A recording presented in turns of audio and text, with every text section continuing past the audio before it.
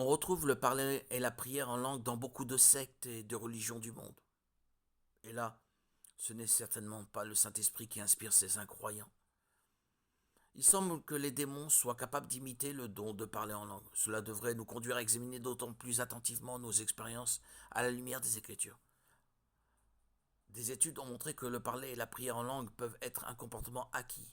En entendant et en observant d'autres parler en langue, on peut assimiler le procédé, même inconsciemment.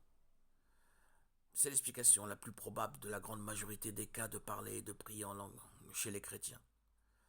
Enfin, le sentiment d'auto-édification est naturel.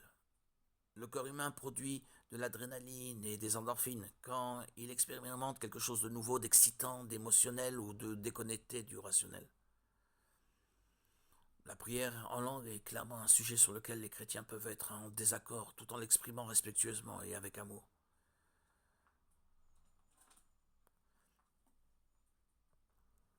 Parler en langue ou prier en langue n'est pas déterminant pour le salut du chrétien.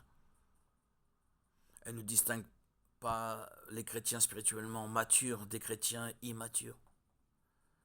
Que la prière en langue en tant que langue de prière personnelle existe ou non, ce n'est pas un point fondamental de notre foi.